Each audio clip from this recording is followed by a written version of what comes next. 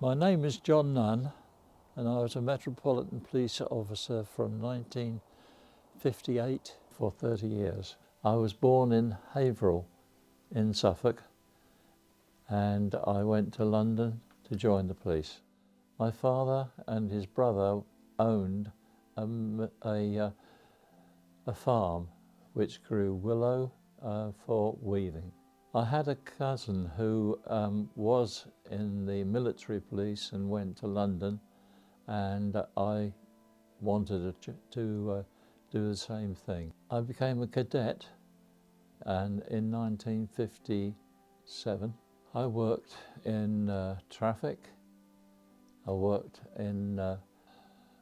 at Scotland Yard, and I became a firearms instructor. It all started when I was at Edgware. I saw a notice on the wall saying that they were going to start a 2-2 rifle shooting at the local TA centre. And this developed when I had a telephone call from the senior inspector at D11, the firearms branch, and he asked if I would like to be one of his trainees. I've got here 3 results of small bore rifle shooting. One is 1965, one is 1966, and the third one is 1970. In all of them, I scored the maximum, which is 100 out of 100.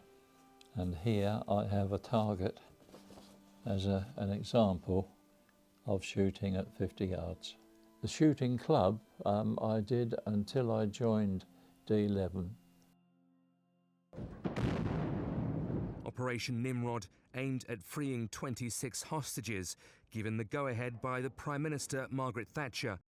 Well, we had a setup where we had a ring round the embassy where only police officers with guns, our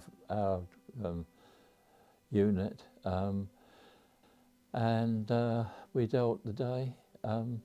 There was a place where there was an officer who was trying to get them to talk over the radio, but it didn't work, and it went on for about 6 days, and in the end it switched to a Home Office to make the decisions, and they called the SAS from Hereford, and they took over, but we did support them.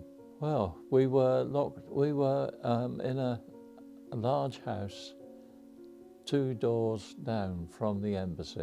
We used to move around and go outside checking things, and we were ready to do anything that needed to be done, such as taking food down, making sure that they were not going to shoot at us.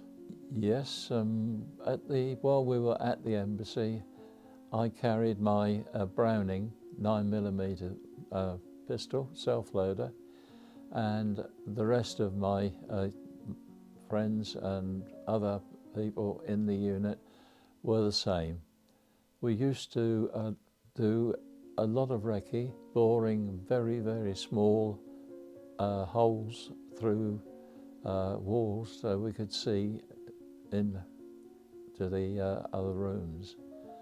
And we were listening, and we could hear what they did if they were in the room that we had the hole in. But there wasn't a great deal that we could do.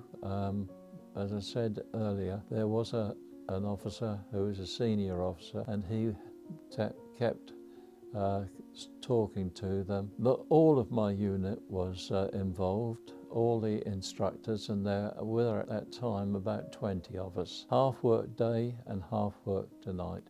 They were 12-hour shifts. When it came for me to retire, our group had expanded to about 250.